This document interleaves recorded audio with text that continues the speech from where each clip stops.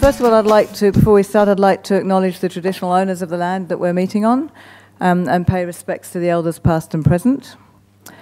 Just very briefly, for those of you who don't know the Sydney Food Fairness Alliance, I'll just give you a brief background on how we started. We began in 2005, and as an alliance we brought together people who have come from very diverse groups, but all joined by common interest in food and concerned about a number of issues that threaten the future of our food systems and supplies. In the Sydney Alliance we've got farmers, environmentalists, human rights and advocacy groups, some large charitable organisations, academics and planners, students, citizens. We cover a very broad range of groups, and I think that's one of the strengths, is that we're not focused on one particular interest group. We've got people coming together trying to look at making bridges between some of those different areas. We've been holding regular public events, such as this, where people can meet and discuss some of the pressing issues we face. But we've also been actively involved in lobbying at a local and state and national level to advocating for development of food policy, taking a holistic approach to looking at our food supplies and food systems for the future. For such a long time, food has been hived off into its own area, so we have departments of housing and employment and education. We don't have a department of food. We don't have what we would argue for is a cross-government approach looking at food as it affects health, as it affects the environment, as it's impacted on by water, as it affects transport, agriculture. So there's so many different issues that we think need to be taken on in looking at how and where our food will come from in the future. Since 2005, we've seen an explosion of interest in these issues, and more people are now questioning the basis of the current food system and calling for more thoughtfulness and better planning about it. We've got a great panel lined up. We hope for a great discussion tonight. Finally, I'd just like to say that we wouldn't have been possible to hold this evening without very generous support from sponsors. Firstly, Penrith City Council provided the venue and promoted the event locally in Western Sydney. Detpack and Premier Northpack have given us the environmentally friendly little boxes that you loaded up your food into. Tradewinds have provided tea and coffee, and Rosnay Organic Wines provided discounted wine. Food Connect have provided discounted fresh vegetables. All of those vegetables came from a 60-kilometre radius of Sydney. And finally, I'd like to thank the caterers, Fairfield High School, who is a new social enterprise group that's doing catering that's formed from parents in a high school that has a very high refugee and migrant intake, and they've just started catering business for the first time.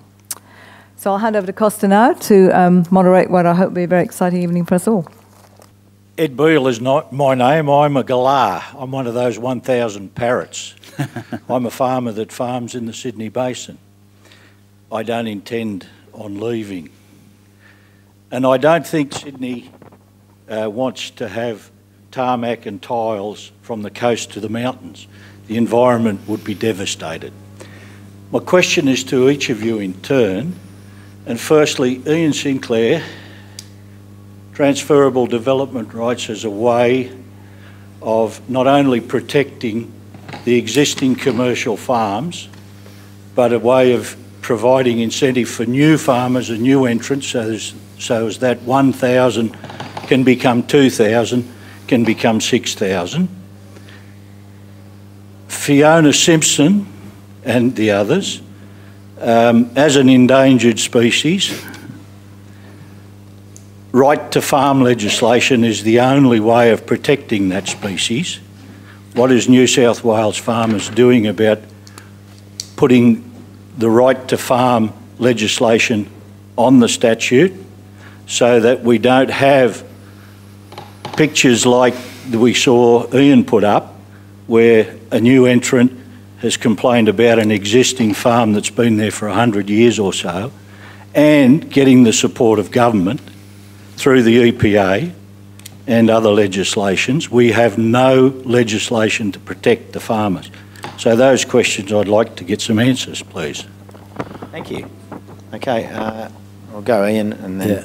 I'll answer both of them because I've got a view on both.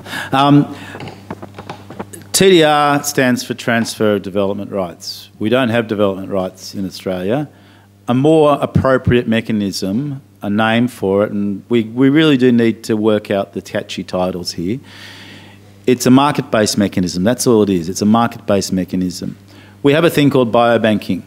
Everyone heard of biobanking? It's a way that we can transfer the development potential of land from one area to another. We can preserve biodiversity and whilst making sure that we make better biodiversity in another place. That's called biobanking. So Ed knows, and I'm sure people around the room know that I'm an advocate of this. I found out about it first in 1994 on my first trip to America, and I've been advocating for it ever since. I think we've been calling it the wrong word. I'd like to challenge us to come up with a new word. I'd like to call it food banking, because that's what we're doing, is we're banking on food. So that's that issue. I'm happy to explain TDRs if you want me to. The right to farm legislation, right to farm issue, in Wallandilly back in 1991 when I first moved there, we had issues with gas gear guns, and the legislation, the noise legislation at the time, gave the council the ability to tell the farmers to stop the gas gear guns because the residents were complaining about it. We took the council took the attitude, we're going to be reasonable. We would say to the complainants, there's a farm, it's a market, it's a vineyard, sorry, an orchard next door. Do you like eating the cherries? Do you like eating the apples? Oh yeah, we like that. Well, they're growing it. So we're going to be reasonable. We're not going to act on that complaint. Unfortunately, not every other council in Western Sydney and not every other council in the country takes that attitude. And if a council took that attitude now, I'm sure I would be, if I was at the council then, I would be up before what is it called? A current affair would be saying, you know, we're being corrupt, we're favouring the farmers. So okay. I got the wind up. Thank you. Fiona, have you got anything to add to that one?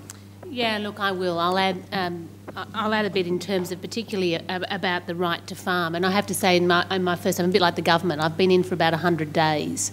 So in my first 100 days, I've certainly had farming and food security very much on the focus. So Ed, whilst not specifically pursuing the right to farm, in what we are pursuing, which is in terms of the upfront planning process and the upfront protection and identification of agricultural lands and water resources, that very right to farm will actually be enshrined in the planning legislation, because you will not be able to develop that land for either urban development or mining or coal seam gas. So what we are proposing to the government in their process is that they must, which they don't do now, currently neither with urban development nor with coal seam gas or mining, is there a requirement for any assessment of the land or its biophysical features or its water or its soil or its current land use. And so what we're suggesting to the government, and suggesting strongly, is that these factors are actually taken into account prior to any sorts of development licences being awarded over land. We would like to see biobanking available to farmers. It's certainly available to other industries such as the mining industry, and we are lobbying for that. The other thing we are lobbying for in terms of, again, the right to farm sort of legislation is that, particularly over on the coastal areas, many of our members have been affected by councils who have turned their rural zones into environmental zones. Now, whilst I'm all for environmental zones as well, what it has meant is that a lot of the people who have that land are now unable to actually carry on their agricultural enterprise, and their agricultural enterprise is not protected. So we are actually talking now about agricultural zoning as opposed to rural zoning. And look, at its very early stages, it's an infancy sort of idea, it's a hatchling, but certainly, you know, I think we have a number of irons in the fire in terms of ensuring that our farmers, whether they're on the city fringe or wherever they are still able to farm and produce food.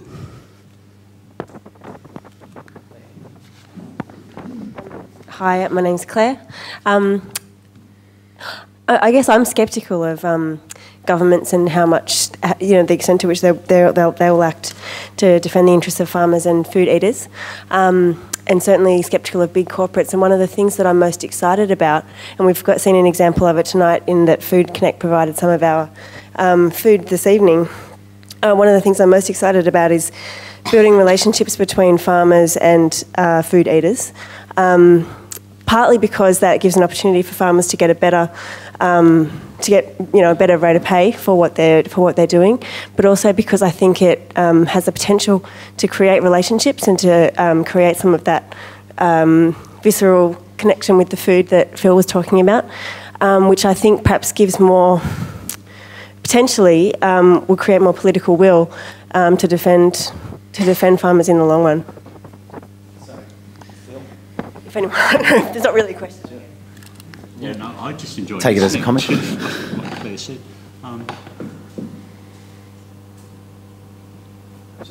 Yeah, I'm not sure there's an answer. The answer is yes. From a political... Or perhaps the answer is 42. We're not asking the right question. From a political point of view, I think one of the great challenges is actually making people realise the importance of food security and the fact that we do have farmers in Western Sydney. When I told some of my colleagues today, who are reasonably educated people, what I was doing, they were amazed at the volume of produce actually from Western Sydney, and that there are people whose livelihoods depend upon it. And I think until we get that message out that Western Sydney is important and that moving on to those agricultural lands is going to threaten our well-being, you're not going to get the political will. So I think one of the first stages has to be actually raising that awareness and making sure that we do have something that does allow our farmers to have that right to farm. I have to just come in here too, because I think, Costa, at the very beginning you were talking about, and I think one of the first statements you made was, wouldn't it be great if there was an office for food? Well, there is, you know. There's actually an office for food security and agricultural sustainability just being created in the new government, in our new state government. There's an office of food security and agricultural sustainability. What does it do? Can anyone tell me? They look after the defence of the nation, security. We are lobbying very hard along the lines that Ed Beale suggested to make sure that it has a really good role in actually playing a role in protecting the food eaters and the food producers. Can I just add something also? Perhaps we're using the wrong term as security. Perhaps the better term is keeping it local. Because if we say keeping it local, that works on a national level. We keep the food within our borders. A state level, we celebrate the variety of food that's grown in the state and the different landscapes that it's grown in. And you can bring it down to the Sydney level, which says, let's grow food locally on the edge of Sydney. Question down here in the front.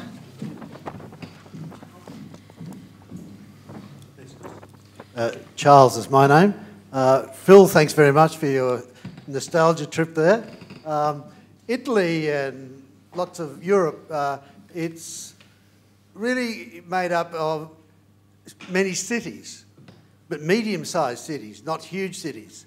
And a question here tonight for me is, everybody seems to presume that Sydney is going to keep growing, and we're not offering an alternative, because we've got to cater for more population.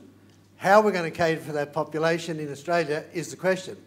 And if we presume that Sydney is going to keep growing, we're still going to have our problems about fighting over land here, there and everywhere. For example, if we decide to put in a fast train down to Canberra, get our airport away from the city, or alternative airport, put a big city down near Barrel, you know, right next to some of the wealthy properties down there. I wouldn't like that. I live in Barrel. Yeah, exactly. And you start off with a new style of infrastructure which doesn't depend on a whole lot of transport needs. You can build in your local produced food and distributed food, etc. But anybody like to address this question about other new, smaller cities? Just a quick, I was only going to say a quick comment. Quick comment is that what that takes is upfront planning, and that's something that we don't have now in this state. We do not have good upfront planning prior to development. We have ad hoc, proponent-driven planning. Alison? Well, 70% of population growth comes from the combined effects of an ageing population and new babies. About 30% is immigration. So there's a key challenge in actually encouraging existing residents to move. And one of the things that has come out in a lot of WSROC's community consultations has been that people love Western Sydney. They don't want to leave Western Sydney. And I agree, it's a fantastic place to live. Why would you want to live anywhere else? So we're accepting that we'll probably have 1 million extra people, and we're trying to ensure that that's planned for. There have been regional cities programs to try to encourage people to move to places like Dubbo. As far as I can see, and I spend a lot of time in Dubbo, it hasn't dramatically increased the population of Dubbo or other centres like that. So I'm sceptical as to whether that can actually be achieved, but I think it's a good idea, but whether it can happen. Phil, do you want to add?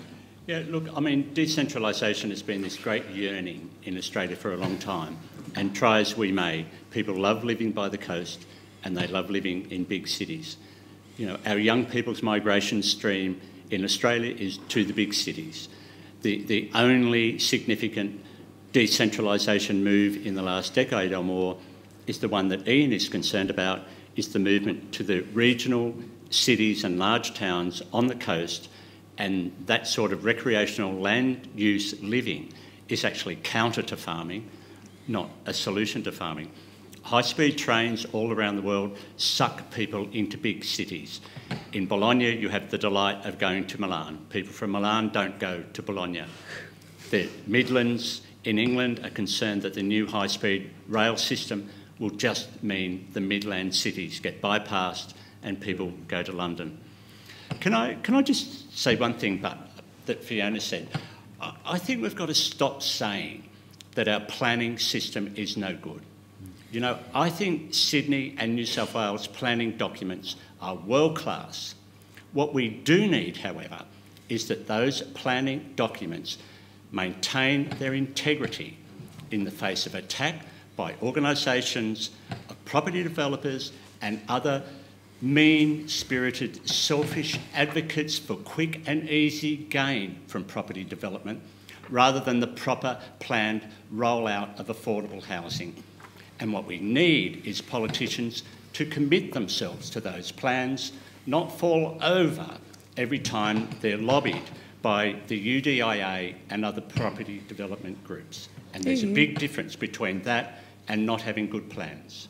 Can I just back up? Can I say something? This is the Metropolitan Plan. I'm a planner, so of course I'm going to be advocates for my profession. Now you're all planners. Action F 2.1, consider development of an agriculture policy for Sydney. Action 2.2, undertake mapping to inform the future strategic policy making with respect to agricultural activities and resource lands. That's what I was saying before. We need, as Phil was saying, we've got some pretty good documents. We just need the intestinal fortitude to back it up and don't listen to the developer lobby. That's it. So the big question then is... Perhaps we should move up. I should go and sit next to Fiona. Well, so if it's so good, why is it so bad? Hey? If it's so good, why is the system so bad? Why is it that we're disregarding these great plans? Why is it not that the grand plan for coal and coal seam gas development and urban development absolutely wrecks all these other good layers of planning? Exactly, I agree. So isn't that a planning fault though? No, it's not. It's not a fault of planning. It's a fault of implementing the plan. That's the difference. We have planning and we have good planners. Look, everyone's a planner because everybody understands. Everybody has an opinion as to what Phil and I do, but, and I'm being a bit probably a bit controversial here. We try to be objective. We try to look at both sides of the coin. We try to understand what the issues are and then come up with a policy document. However, planners don't make decisions. It's the politicians that make the decisions. You need the politicians to understand and to keep on the good fight of food. There isn't a politician in New South Wales that I know of that stands up, both either side of the government, that has stood up and said, let's look at what's happening with the food in Sydney or New South Wales. That's what we need to do. There's a good follow-on question. How? How? Oh, yeah. Sorry. Well, I suppose it all starts with getting people to not be apathetic about it. Getting people to understand. Look, we're all the converted here, aren't we? Is there anyone here that disagrees with what I've been saying? I don't think there is. If there is, I'm happy to talk to you about it. But look, I think the how to do it is we need to engage with people. We need to talk to people. We need to make people aware. As ALISON was saying, nobody believes me when I say we grow food in Western Sydney. Nobody believes me. I've been driving through Western Sydney for the past 15 years, looking through Leppington and the Richmond Lowlands and all that sort of thing. It absolutely astounds me how the food is still grown there. It's still being grown there, but nobody understands it. We've got Hawkesbury Harvest, and there's a few people, but we need to get an advocate for it. And I don't know who that advocate is, but we need to get an advocate for it that can take all the information that we have and get out there and do something about it. We need to actually make the connection again, as I said, between the people, people eating food and growing food. In the old days, and we heard Phil's story, in the old days everybody had grannies and grandpas and aunties and uncles that lived on farms. You used to go out to the farm and you used to visit them, and you used to see the cows getting milked, and you used to smell the grass and the grain, and you used to do that. One of the things that we're pushing in the association is to actually try and mandate. You'd be aware that the curriculum is getting reviewed currently, the national curriculum. So we're actually trying to mandate that food production, and that would be a great thing for you to support, anyone here who's passionate about that, is actually introduced at every level of schooling. So from kindy right through to year 12, there is a certain subject of food production that is actually within the curriculum, so that kids now will understand as they're coming through about food production. Hi, Michael Champion, organic farmer at Mangrove Mountain, and I'm glad to hear, Fiona, that you're looking at agricultural areas, because that's something that we're working on in that area, because we don't have the sort of urban influx yet, but we're trying to make sure that that area doesn't get that. I refer back to Ian Sinclair, and some of you others might have heard of Professor John Whiteleg, who talks about, with all this change, the social change is way ahead of the political effort. In other words, what people want as a society, it takes the politicians another 10 years to actually get to it.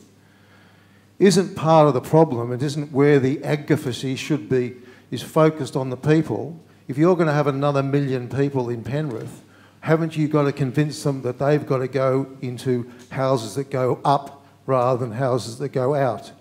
For generation upon generation, every influx of people into Sydney has wanted land and wanted their quarter acre or something like that. My family, the same. My grandfather taught me to grow vegetables on 3 acres at Epping. You can't get 3 acres in Epping anymore.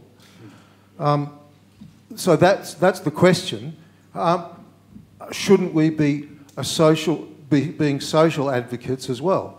And you look at what Phillip talked about in terms of the ongoing vegetable farms, the Italians, the Maltese, the Vietnamese, the Chinese, the Lebanese, and now the Africans. And what are they doing? They grow vegetables because that's what they can do. As you said, their primary asset is the land they are on. Once they have educated their kids and made their kids into doctors, lawyers, and whoever, they leave the land, and there's no progression, and there's none of that continuity that you were talking about in Bologna or parts of Italy or France or anywhere like that. We haven't got that. We value our land more than we value the food. And we've got to change people's ideas about that. And that's social advocacy as much as political advocacy. Thank you. If these two gentlemen are farmer 1000 and farmer 999, then I'm farmer 998. I'm an apple orchardist from Bilpin. One of the things that I notice when I drive around the Sydney Basin is there's an enormous amount of underutilised agricultural land that has enormous agricultural potential. Now, some of that is in areas that aren't going to be developed in the foreseeable future, but people have bought them on a speculative basis. I know, in the Hawkesbury, there are individuals there that own 6 or 7 quite large properties on the basis that maybe someday they're going to be able to subdivide them. What I'm suggesting is that this land should be allowed to be leased on reasonable term basis for agriculture, and the landowners be given some concessions for that right to farm, whether it's through tax or whether it's through rates or whether it's through whatever, provided that, and there are plenty of leasing arrangements that can be seen elsewhere in the world where the land's protected, environmentally and whatever, and most good farmers are doing that anyway. So I'll leave that for you guys to answer, but the other point that I'll make, Fiona, following on your comments about re-educating people about farming, I was involved in the FarmLink program in the 1970s when we had open days and invited people from urban Australia to come out and visit. It was done through the National Farmers Federation. In the Year of the Farmer, New South Wales farmers should be looking at a similar program, and I've been sort of pushing that concept for some while. Yeah, we do have a farm day, and that's actually been, I think it's been around for some years. Now, it hasn't been taken up in a huge amount. It's getting a little bit more of momentum. I think it's probably been going for 3 or 4 years at least. And it's a day in May. It's actually a weekend in May, where you can register. There's a website you can go onto, and farmers volunteer and city people volunteer, and they go and you go and stay with a farmer for the weekend, and you can take your family. You're meant to do what they do, and that's the same sort of idea as that. So I think we do need to connect. We do need to look really proactively and outside the square about ways to connect, and the farmers markets. I can't remember who it was talking. Phil, I think, was talking about them. That's sort of a way, but not really. It doesn't give you the connection of it growing in the soil and actually seeing the produce. So, and then look, I'm very interested to explore something like the biobanking, and I think Ian said food banking perhaps would be a better term for it. I actually think we were talking earlier, maybe farm banking might even be a better term. I think that Didn't we used to have the rural bank? I think. Do I recall? I'm a bit older than that, but I think I recall that. Theoretically, I have to tell you, under the government's new strategic regional land use policy, if we can get it right and we can identify water and soils that should be protected, they should be protected. But it would be good for the farmers who have that to be able to benefit, in some form of a tradable development right, such as a farm bank or something like that. Could we just have a comment on the leasing concept? I reckon it's a great idea. I've been trying to advocate that for a while, as a way of doing it. There is a lot. You go out to Richmond Lowlands. There's a hell of a lot of land there that's just lying vacant. I see it every time I take students out there, and I've been saying, why can't we do that? You can actually, this is the office of the Hawkesbury and Nepean or the old Hawkesbury and Nepean Catchment Management Trust or the CMA or whoever wants to be involved. They can actually come in and help them make it best practice in soil and water management. And wouldn't that be fantastic? There you go. The problem we have, as I said, is people don't realise how much agriculture there is here. We actually had Tony Burke come down to the New South Wales Farmers Association when he first became Minister for Agriculture. And what he said, the only agriculture in my area is the grass strips on the side of the road. He's a lecturer at Rockdale. He flies out every morning over the Chinese heritage listed gardens in the airport. Yeah? The Minister for Agriculture. Past it on his way there. That's right, yeah. Anyway, the question I'm coming to you, Alison, is we don't, as you were saying, we don't appreciate the air, the fresh environment. We don't appreciate food. So that bottle over there, bottle of drinking water, that probably cost the equivalent of 3 kilolitres of water. Yep. Yet people are prepared to pay $3 for a little bottle like that. The fresh food, the price of bananas here a while back was $13 a kilo. People, we can't afford to buy them. Yet they pay $35 a kilo for a Mars bar. This is what we need. I went and bought a whole box of Valencia oranges for $6. Food's too cheap, we just do not appreciate it. Now that's my question to you. How do we, and yours, how do we get people to realise the value of the product they're buying? I agree. I think it really is about educating people, and it is about educating around the cost, but also the cost of not eating those foods and the cost. I mean, we've seen very successful campaigns around tobacco and around alcohol, that we're now going to have the same sort of campaigns around obesity. And the way that you fight obesity is to eat better food. And I absolutely think that's the trick. And you're right that it is $35 a kilo for Mars bar, but you wouldn't eat a kilo of Mars bars, whereas I reckon I could eat a kilo of grapes. So I think education is the way forward, and we really do need to raise that awareness. I would. Yeah. Well, I would too. I do. Well, as a community farmer, as a backyard farmer and as a school farmer, I believe some of our richest unused agricultural land are our nature strips and our verges. And if we utilise those, we would feed all the fresh sunlight that we should be eating each week we could pick it on our way home off the street. And I'm working on it, believe me. Thanks, Costa. Jim Harrison from Bennelong Holdings. I've been in the fresh produce markets in Sydney for 25 years, and I used to come out and visit 60 growers just in the basin, and I would buy broccoli from them for $25 a case, for an 8 kilo case. Today I can still buy broccoli for $25 a case. I mean, that's crazy. You know, the price of everything else has gone up. And I talked to some of the growers. Yeah, down. Who's pushing it down? Yeah. And then the other sort of, I look at other things. You know, the cost of bringing a head of lettuce down from Gatton to Sydney is 50 cents a head now. It's just crazy. We can grow it in the basin. So we've just got to start doing it. And I come out west quite often, and I say, what are we doing feeding these mobile pet food units? You know, they're just wandering around on the grass, eating the grass. We should be putting food in there instead. People laugh at me, you know, but I used to come and visit growers that were, you know, really passionate about growing on that land. And now all it's got horse adjustment on it. It's just ridiculous. And you know, you talk about growers' markets.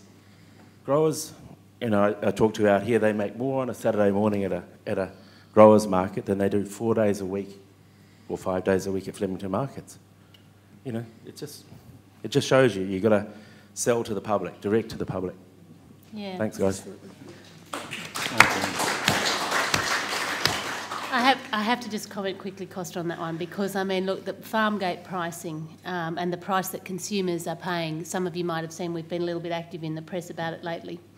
And to us it's a real problem, because what it means is that if farmers are getting the same price for their produce as they got 20 years ago, then you just actually can't keep producing. And that's one of the biggest problems. You know, in some of the media that we've done recently, I can tell you now, we grow a variety. We grow a summer crop on our property. Because we're in the Liverpool Plains, we can grow winter crops and summer crops, which is quite unusual for farmers. You usually either grow one or the other, and we can grow both. And we grow this crop called sorghum, which is a stock food predominantly. And we've been growing this particular variety for 21 years, and it's having its 21st birthday. And so my husband got his little book out and looked up the figures for the seed company with its 20... And, you know, 21 years ago, we got more money per tonne than we get for it now. Yet you could imagine the price of our machinery has doubled and tripled. The price of our inputs have doubled and tripled. The price of everything else has doubled and tripled. The price of our fuel has doubled and tripled. Yet the price we're getting for our produce. Our pumpkin growers are getting 30 cents a kilo. Our chicken producers are getting 50 cents a chicken. You know, 50 cents a chicken. How much are you paying for chicken meat? You know, this is the sort of thing. I don't know what the answer is, but it's a major problem. Well, when we start to disengage from the current food system and support alternative food systems, we can start to pay the farmers what they deserve. And actually, speaking of our farmers, could we put our hands together for our farmers who are in the crowd?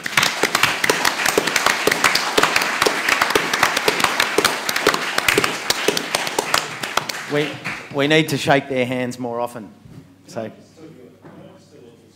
The other day, I was talking to a friend of mine, and we were discussing a mutual acquaintance, and I said, "Oh, how are they going?" And talking about the mutual friend and a mutual acquaintance and his partner, he said, "Oh well, I ran into Peter at St Vinny's, and she was in a hurry to go to McDonald's and get the $1 specials while they were on, so she could take them home and put them in the freezer."